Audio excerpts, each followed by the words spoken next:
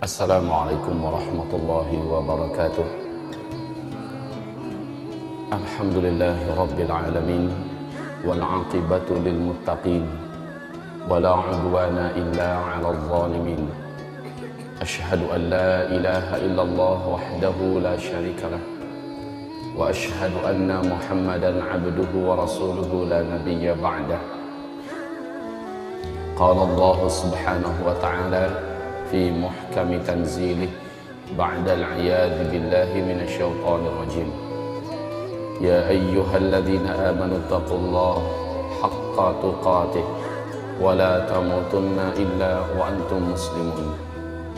وقال يا أيها الناس اتقوا ربكم الذي خلقكم من نفس واحدة وخلق منها زوجها وبث منهما رجالا كثيرا ونساء واتقوا الله الذي تساءلون به والأرحام إن الله كان عليكم رقيبا.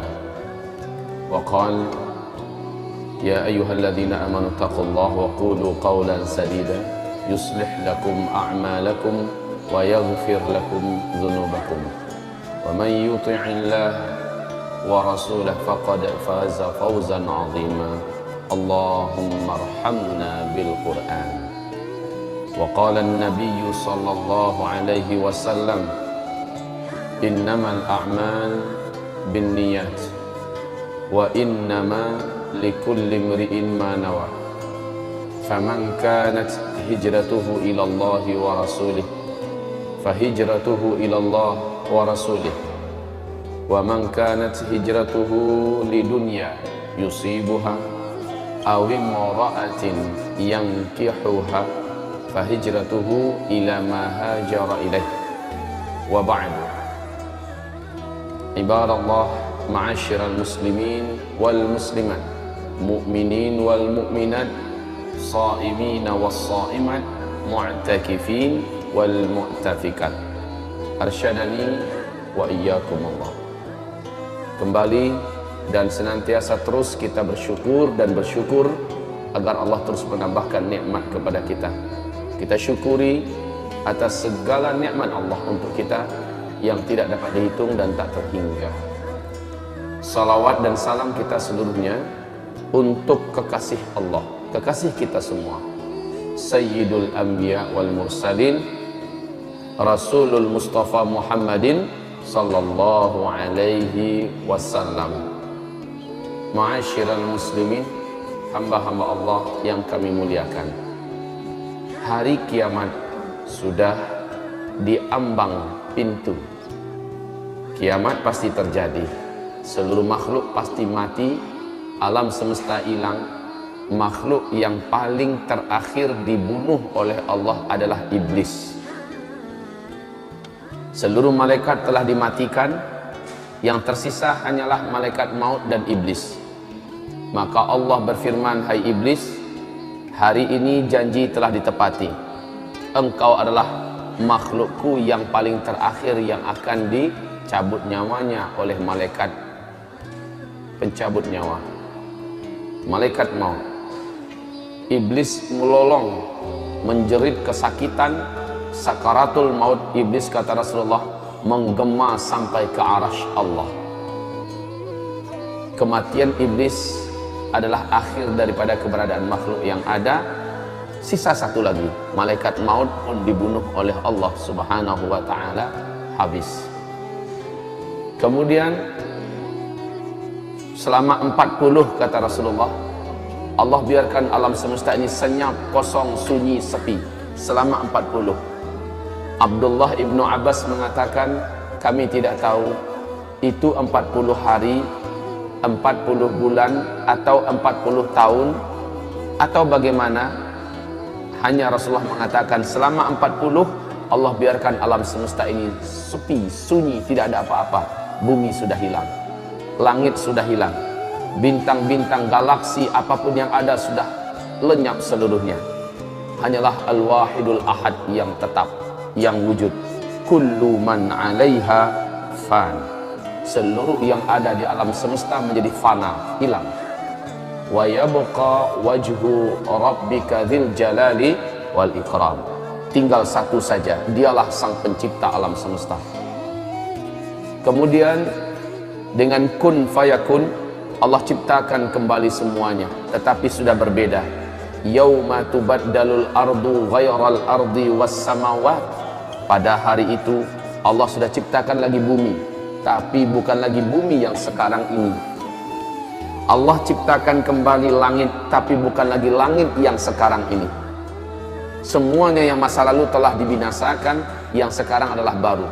Bumi yang nanti datar, bukan bulat. Sampai di mana ujungnya, dari mana startnya, tidak ada yang tahu. Rasulullah mengatakan bagaikan tikar yang maha luas bumi nanti. Dan bumi itu disebut dengan Ardul Mahsyar. Ini hamparan Ardul Mahsyar yang luas. Sementara ini adalah tanah di mana manusia-manusia di dalamnya ada. Datanglah hujan. Rasulullah bersabda, datanglah hujan, turun dari langit, membasahi bumi di mana ada manusia ditanam di dalamnya. Manusia pun bermunculan seperti cendawan yang tumbuh di musim hujan, kata Rasulullah.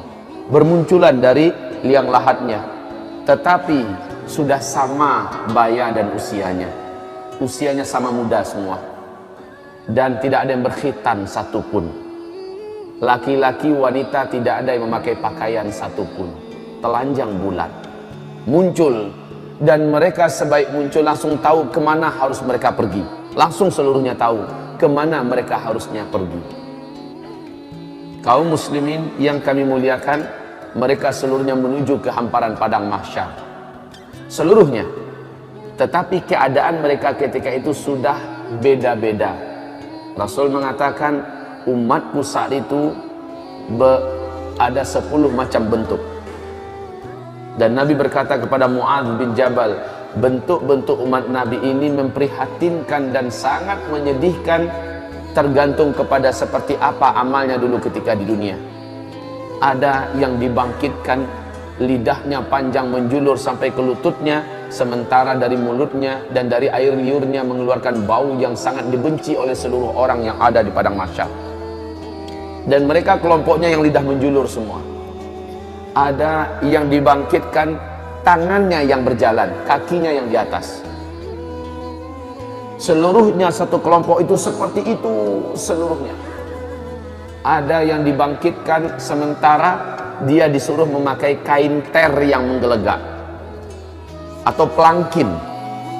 Aspal yang menggelegak, disuruh memakai jubah yang dari aspal menggelegak. Bayangkan tersiksanya dia, sementara dia terus berjalan menuju padang mahsyar. Perjalanan ke padang mahsyar sangatlah jauh. Tidak ada air, tidak ada orang menjual apa-apa, tidak ada warung, tidak ada pohon, tidak ada jurang, tidak ada lembah, tidak ada tempat duduk. Dataran yang tandus dan luas menuju ke padang mahsyar. Yauma yakhrujuna minal ajdasi ka'annahum sira'a. Pada hari itu mereka keluar seolah-olah mereka seperti belalang, lalu meluncur ke tempat di mana mereka harusnya berkumpul. Seluruh mereka tahu, Pak, kemana mereka harus pergi. Dalam kepenatan dan kelelahan itu, sampailah mereka di padang mahsyar. Maka dimulailah acara padang mahsyar setelah waktu yang cukup lama. Kepanasan, tidak ada malam, panjang panasnya. Siangnya tidak ada malam, tidak ada sore. Matahari ketika itu, kata Rasulullah SAW, hanya ala qadri mailin, hanya 1 mil di atas kepala. Macam nak menggelegak kepala setiap orang yang ada di padang mahsyar. Saat itu manusia-manusia, jin-jin yang pernah hidup di dunia, setan-setan yang ada sudah saling melihat. Dan seluruhnya satu umur, satu baya, telanjang bulat. Bunda Aisyah bertanya kepada Rasulullah, ya Rasulullah, telanjang bulat, apakah tidak sibuk orang melihat aurat orang lain ya Rasulullah? Laki-laki melihat aurat wanita, wanita melihat aurat laki-laki. Apa kata Rasulullah? Al-amru yawma idzin asyad min ayyanzura ba'duhum awrata ba'd. Pada hari itu saking menegangkannya pemandangan dan keadaan, sampai-sampai tidak terfikir lagi tentang aurat dirinya dan aurat orang lain. Nggak selera sama sekali ngelihat aurat dirinya dan aurat orang lain. Pada hari itu, al-amru yawma idzin asyad min ayyanzura ba'duhum awrata ba'd. Hai Aisyah, seseorang tidak ada lagi selera syahwatnya kepada orang lain. Yang ada adalah masing-masing likulli imri'in minhum yawma idzin sya'nu yughni. Pada hari itu setiap orang sibuk memikirkan dirinya sendiri. Padang mahsyar terhampar luas, panas garang, tidak ada tempat duduk. Hamparan padang mahsyar waktu itu putih, kata Rasulullah, pasir yang putih, lurus, datar, luasnya, tidak seperti tidak ada ujung dan tidak ada tepi. Manusia bingung nak buat apa. Lalu dalam waktu yang tidak jelas, bukan sehari dua Pak, dipanggang oleh terik matahari, bukan sehari dua, bukan semalam dua malam karena tidak ada malam, bukan sebulan dua bulan, bukan setahun dua tahun, puluhan tahun, bahkan ratusan tahun sampai ribuan tahun di padang mahsyar, nggak jelas mau buat apa. Akhirnya manusia panik, seluruh jin dan setan panik. Mereka meminta dengan penuh harap, apa yang mesti kita buat? Seluruh manusia berkata, bagaimana kalau kita datang pada nenek moyang kita, Adam alaihissalam, kita minta agar dia mendoakan acara padang mahsyar dimulai. Datanglah manusia yang ada kepada Nabi Adam, wahai atuk moyang kami, wahai Adam, sudah lama kami di padang mahsyar, tak jelas dan tak tahu apa yang akan berlaku dan terjadi. Tolong doakan kepada Allah Rabbul Alamin agar acara dimulai. Adam berkata, bagaimana saya akan mendoakan untuk kalian kepada Allah? Saya sendiri pun hari ini entah selamat entah tidak. Dulu saya dilarang oleh Allah agar jangan mendekati pohon di dalam surga, ternyata malah saya makan buahnya. Hari ini saya selamat atau tidak? Pak, wallahi, demi Allah, Bapak Ibu, saat itu tidak ada orang yang berpikir tentang amal solehnya dulu, sudah tidak ada. Orang hanya mengingat dosanya saja. Setiap orang hanya ingat dosanya saja. Orang lupa kalau dia dulu pernah haji, orang lupa kalau dulu dia pernah sholat, dia pernah puasa, lupa, yang dia ingat hanya dosanya saja. Adam berkata, maaf, saya tidak bisa mengapa-apa, tidak bisa membantu kalian, tidak bisa mendoakan kalian. Oh nafsi, wah nafsi, wahai jiwaku, wahai diriku. Maksudnya saya ini selamat atau tidak? Wahai diriku, wahai diriku. Pergilah kalian kepada Ibrahim, dia adalah Khalilullah, dia adalah teman Allah, mintakan agar dia yang berdoa kepada Allah. Semoga acara di padang mahsyar dimulai. Manusia pun berbondong-bondong meninggalkan Adam menuju mencari Ibrahim. Saat berjumpa dengan Ibrahim, mereka memohon dengan permohonan yang sama. Sama jawaban Ibrahim. Dulu di dunia saya telah berdusta sebanyak 3 kali. Hari ini saya tak tahu lidah yang telah berdusta ini ketika berdoa Allah dengarkan atau tidak. Jangan-jangan saya pun tidak selamat. Minta maaf, saya tidak bisa membantu kalian apa-apa. Saya tidak bisa. Dia berdusta 3 kali. Pada Rasulullah mengatakan dusta Ibrahim waktu di dunia dulu hak, dusta yang benar. Tetapi Ibrahim menyulitkan, menganggap itu sulit buat dirinya nanti pada hari kiamat. Bagaimana dengan kita yang betul-betul berdusta di atas kebatilan? Sementara Ibrahim berdusta di atas kebenaran, dia rusuh dan gelisah tentang dirinya. Pergilah kalian kepada Musa, dia adalah kalimullah, minta kepadanya. Dialah teman bicara Allah dulu di dunia, agar dia yang berdoa kepada Allah, acara ini segera dimulai. Ketika manusia mulai meninggalkan Ibrahim, kata Rasulullah, Ibrahim berkata, wah nafsi, oh diriku, oh diriku. Manusia sampai berjumpa akhirnya dengan Musa setelah pencarian yang lama. Setelah berjumpa, wahai Musa, bla bla bla bla bla, Musa berkata, aku dulu di dunia membunuh orang, hari ini aku selamat atau tidak? Minta maaf, saya tidak bisa membantu kalian, berdoa kepada Allah untuk kalian. Hari ini saya entah selamat entah tidak. Pergilah kalian kepada Isa, dia adalah Ruhullah, orang yang tidak pernah buat salah, orang yang tidak pernah buat dosa. Isa, pergilah kalian kepadanya.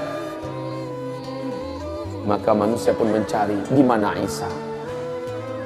Seluruh manusia menyebar mencari di mana Isa.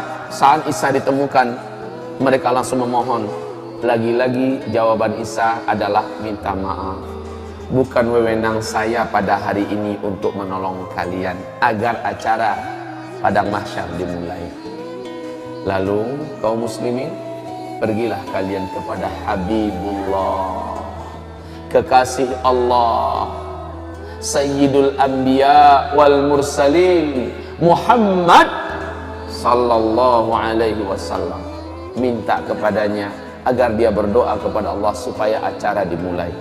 Manusia pun datang berbondong-bondong ketemu dengan Nabi Muhammad. Mereka memohon. Apa kata Nabi Muhammad? Saya orangnya. Saya orangnya pada hari ini diberi wewenang untuk menolong kalian. Maka kata Rasulullah, saya pun sujud dengan sujud yang lama, sujud yang dalam dan panjang. Akhirnya Allah berkata, hai Muhammad, angkatlah kepalamu, utarakan apa yang engkau mau, permintaanmu pasti dikabulkan. Nabi Muhammad pun mengangkat kepala dan berdoa, ya Allah, telah lama kami di padang mahsyar. Sesungguhnya hamba-hambamu ini sudah patut dan pantas untuk mulai diurus. Ya Rabb, mulailah acara padang mahsyar. Allah pun mengabulkan berkat doa Nabi Muhammad. Acara padang mahsyar dimulai. Bagaimana tandanya? Awan datang, lalu awan itu bersibak. Malaikat turun bersaf-saf dari langit. Waja'al malaku wal malaku, dan para malaikat datang saffa, dalam keadaan bersaf-saf. Seluruh malaikat diam, mulut mereka terkunci. Sementara mereka bagaikan raksasa-raksasa yang sangat perkasa di hadapan jin dan manusia yang ada di hamparan padang mahsyar. Malaikat berbaris-baris bala tentara Allah yang perkasa-perkasa, diam seperti ketakutan, pucat tegang. Malaikat saja tegang, Pak. Ketika acara dimulai, la haula wala quwata illa billah, seluruh manusia mulai tertunduk ketakutan, khususnya orang kafir. Ternyata apa yang dijanjikan Allah dulu ternyata benar. Akhirat ada, ternyata benar, padang mahsyar ada, dan ini acara akan dimulai. Kaum muslimin yang kami muliakan, berbagai macam keadaan manusia di pemandangan padang mahsyar. Kalaulah kita ada waktu, inginnya saya bercerita tentang dahsyatnya padang mahsyar. Tapi waktu kita bukan untuk membahas itu sekarang. Rasulullah bersabda, akhirnya yang akan masuk neraka sudah diputuskan siapa-siapa orangnya. Mereka pun digiring dengan paksa oleh para malaikat-malaikat yang perkasa. Beberapa di antara mereka mencoba melarikan diri. Mencoba melarikan diri. Di mata malaikat, yang mencoba melarikan itu ibarat kutu-kutu kecil. Kemana mau lari? Disentil kembali. Ada yang diambil, ditendang. Kaum muslimin yang kami muliakan, akhirnya mereka diseret, lalu dibawa dan dilemparkan ke dalam neraka. Sementara orang-orang beriman dan orang munafik mengalami hisab. Mengalami hisab. Setelah proses hisab, dinampakkan amalan mereka, ditanya. Setelah itu mereka ditimbang amalannya. Setelah itu mereka digiring untuk menuju ke suatu daerah yang maha gelap. Daerah tersebut diawali oleh pintu yang maha besar, bab. Di dalam surah Al-Hadid Allah ceritakan pintu itu di bagian luarnya terang, di bagian dalamnya gelap. Manusia disuruh masuk. Ketika mereka masuk, gelap gulita. Khusus orang yang beriman langsung bercahaya tubuhnya. Ada yang cahaya satu orang sebesar gunung besar cahaya. Langsung terang benderang. Padahal dia satu orang. Ada yang satu orang hanya sebesar bukit cahayanya. Ada yang satu orang sebesar onta cahayanya. Ada yang satu orang, kata Rasulullah, hanya sebesar tangan ini cahayanya. Ada yang satu orang hanya sebesar jari telunjuk saja cahayanya. Ada yang satu orang sebesar ruas kukunya saja cahayanya. Ibarat lampu yang kecil itu, sebesar itu yang dia punya. Di kegelapan itu dia mengandalkan cahaya yang dia punya. Orang munafik tidak ada bercahaya sedikit pun dalam kegelapan. Orang yang bercahaya dapat berjalan dengan cepat menuju ke titian, menuju ke sirat yang membentang antara padang mahsyar dengan ujung daripada ngangaan neraka jahanam yang menuju ke pintu surga sana. Mereka meniti. Kata Rasulullah, luasnya ngangaan neraka jahanam itu, ngangaan tahu sih? Hah? Lubang. Luasnya kata Rasulullah, seandainya seluruh galaksi yang ada, seluruh apa yang ada di alam semesta dimasukkan ke dalam muat. Saking besarnya, Pak. Bayangkan jauhnya titian yang harus ditempuh. Sementara di bawahnya, kalau ada yang terjatuh kata Rasulullah, 70 tahun lamanya melayang di apa? Baru nyampe di dasar. 70 tahun lamanya. Kaum muslimin yang kami muliakan, hamparan yang ada tergantung pada amal orang. Ada yang hamparannya besar dan luas, dia bisa melaju dengan kecepatan tinggi. Rasulullah bersabda, orang-orang bergelantungan kebanyakan.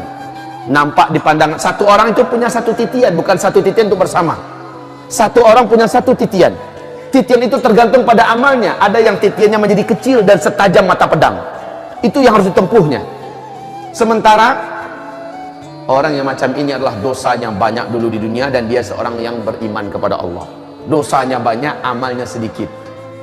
Sementara kata Rasulullah, di atas titian itu dari bawah menyambar semacam kail dari api, menyambar. Menyambar-nyambar. Sementara dari atas menyambar lagi yang lain. Betul-betul dalam keadaan diuji. Dan kaum muslimin, panasnya hawa dan asap neraka jahanam itu gelap, Pak. Gelap. Kata Rasulullah, sepanas-panas api yang Allah ciptakan adalah api neraka. Api yang paling panas itu berwarna hitam gelap. Orang berjalan, api di bawah panas. Bapak kebayang nggak? Pernah coba nasi yang sedang menggelegak, buka tutup periuknya, lalu hamparkan di atasnya pensil antara, coba jadikan ibarat jembatan, jalankanlah jari bapak seperti itu, agak santai. Sementara nasinya menggelegak, gimana rasa panas? Hah? Mungkin kita akan menjerit, kesakitan, kepanasan. Itu baru menggelegaknya nasi yang kita rebus, beras yang kita rebus. Bagaimana dengan panasnya asap api neraka?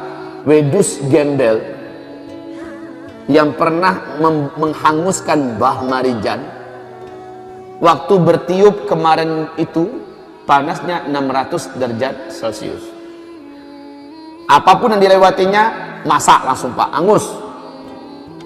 Itu baru wedus gembel gunung Merapi. Bagaimana dengan dari dasarnya kawah neraka jahanam? Makanya para sahabat menangis dan menggigil membayangkan nasib mereka. Wa im minhum illa wariduha. Tidak ada satupun dari orang-orang yang hidup di bumi ini yang beriman kepada Allah illa melainkan pasti akan sampai ke neraka dan melewatinya. Para sahabat berkata, ya Rasulullah, berarti kami akan masuk neraka. Kata Rasul, bukan, tapi kamu akan melewati neraka itu di atasnya. Panasnya tetap, Pak, terasa bagai dipanggang. Gak mampu dibayangkan, bagai dipanggang. Sehingga kata Rasulullah, orang nyampe seberang sana agak seperti hangus bentuknya. Orang nyampe seberang sana, yang selamat nyampe seberang, agak seperti hangus. Ya Allah, siapakah yang paling beruntung? Yang paling cepat melaju di atasnya. Dari awal titian ini ke ujung sana, kal barqil khatif, seperti kilat yang menyambar. Seperti kilat yang menyambar. Bapak tahu kecepatan kilat berapa? 300.000 km per detik. 300.000 km per detik. Kal barqil khatif. Yang paling cepat siapa? orang-orang yang masuk surga tanpa hisab. Kata Rasulullah, dari titian ini ke titian sana hanya seperti dia mengerjepkan pandangan matanya. Seperti ini, satu kali kerjep dia udah nyampe seberang.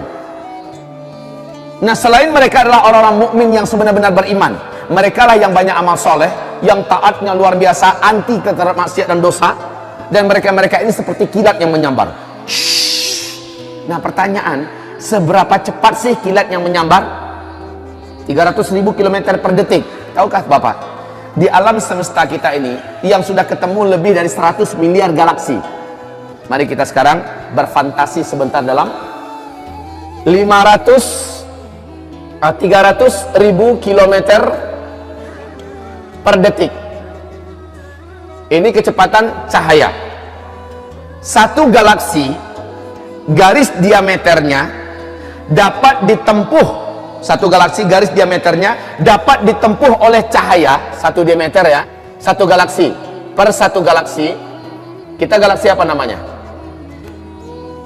Hah? Galaksi Bima Sakti. Nama galaksi kita adalah galaksi Bima Sakti. Satu galaksi garis diameternya menghabiskan perjalanan 50.000 tahun cahaya. Satu galaksi. Yang ketemu sekarang sudah lebih dari 100 miliar galaksi. Ya, dapat bayangkan. Sementara seluruh galaksi yang ada di alam semesta dapat dimasukkan dalam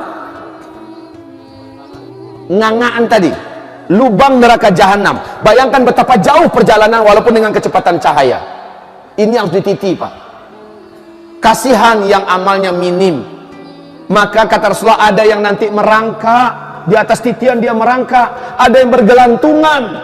Berapa lama dia akan habiskan perjalanan? Nggak kebayang.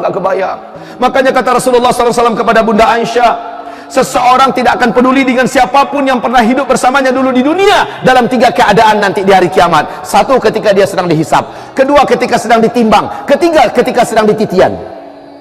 Dia akan tidak peduli dengan siapapun. Dia hanya akan peduli dengan dirinya sendiri. Kaum muslimin yang kami muliakan, ya Allah, tidak terbayangkan oleh kita berapa lama dia harus berjalan di atas titian itu.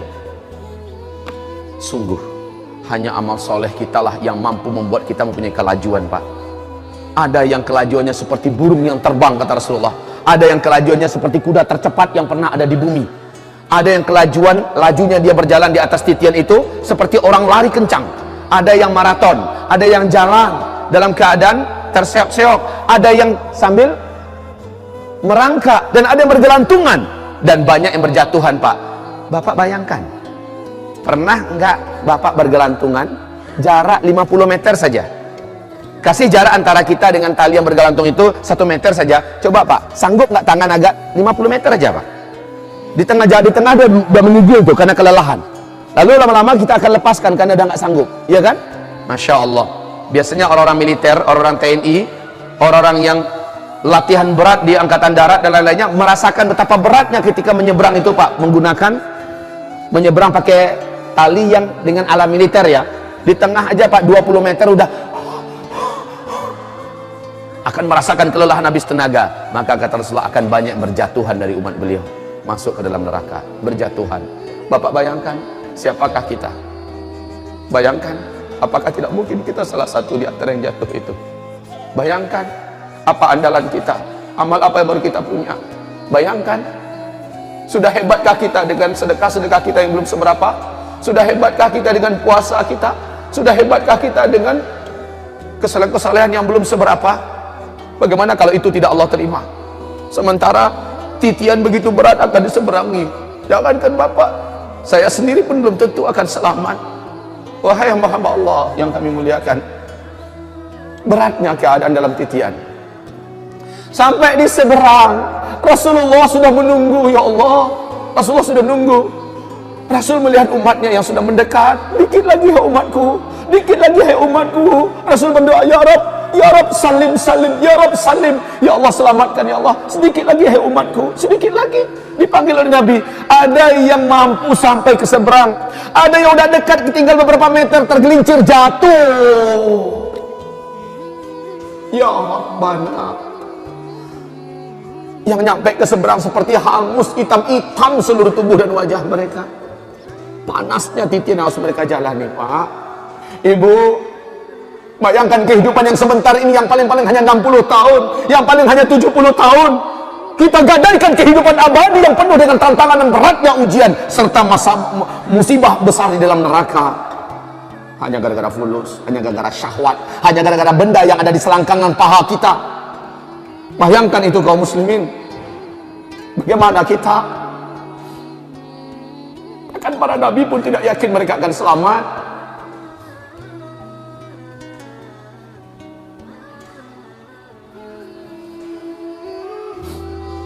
Kaum muslimin yang kami muliakan, sesampainya di seberang, udah selamatkah mereka? Nyampe di seberang, udah selamatkah mereka? Belum. Sudah tersedia satu telaga khusus disebut dengan telaga Nabi Al-Kautsar. Orang-orang yang selamat ke seberang. Seluruh orang munafik yang tadi gelap, mereka nggak nampak mana sirat mereka. Ketika mereka sampai di tepi jurang, langsung jatuh ke dalam, karena mereka tidak melihat apa-apa. Inilah nasib orang munafik. Orang munafik di belakang berkata, "Hai orang-orang beriman, tunggu kami, bukankah kita dulu sama-sama Islam?" Orang beriman yang punya cahaya meluncur dan berkata, "Sorry, kalian perlu cahaya, ambil ke dunia. Dulu kalian tertawakan kami karena kami kuat beragama. Orang-orang yang tertawakan jenggot, orang-orang yang tertawakan kita sujud, orang yang tertawakan wanita muslimah kita yang bercadar, orang yang bertawakan hafiz-hafiz Quran, orang yang mengejek pondok pesantren, padahal dia orang Islam, orang-orang yang membuat senang hati orang kafir dengan mengeluarkan kata-kata yang melecehkan dan merendahkan Islam. Mereka kaum munafikin dan para pengikut mereka gelap gulita, tidak percaya. Sementara orang beriman, singkatnya, yang selamat sampai ke seberang, kaum muslimin, setelah sampai di seberang belum tentu lagi selamat. Memang kakinya sudah lepas dari tali, dari titian. Dia sudah menginjak daratan menuju ke pintu surga. Dia dipersilahkan minum di telaga Kautsar. Tapi kata Rasulullah, ada orang-orang dari umatku kelak, saat mereka sampai di seberang, aku membagi-bagikan minuman dari telagaku. Air dari gelas-gelas yang ada di tepi telaga itu sangat banyak, umat Nabi bisa mendapatkannya. Tapi ketika ada orang-orang tertentu ingin mendapatkan, dia didorong oleh malaikat, dicampakkan jauh-jauh. Mendekat lagi, dia didorong oleh malaikat, dicampakkan jauh-jauh. Padahal dia haus, ingin minum. Rasul berkata, "Hai para malaikat, mereka adalah umatku, kenapa kalian melarangnya? Kenapa kalian tahan? Biarkan dia minum." Apa kata para malaikat? "Hai Muhammad, engkau tak tahu ya, orang-orang ini adalah di antara umatmu yang setelah engkau tidak ada, mereka mengarang-arang ajaran Islam yang engkau tidak ajarkan. Mereka tidak berhak meminum dari air telaga engkau. Tidak berhak minum dari air telaga engkau. Rasakan saja hausnya." Sementara yang dapat minum langsung hilang hausnya seumur-umur. Dan dia bisa menyiramkan ke kepala, maka menjadi segar dan bersih, hidup muda menjadi belialah kembali fisiknya, menjadi indah, bersiap-siap menuju surga. Belum. Masih di seberang, belum lagi ke pintu surga. Apa kata Rasulullah? "Tahukah kalian siapakah yang bangkrut dari umatku?" Sahabat berkata, "Yang bangkrut itu ya Rasulullah, orang yang nggak punya duit, hartanya tandas, bangkrut habis, pokok habis, semua yang ada juga habis, itu yang bangkrut." Bukan, kata Rasul.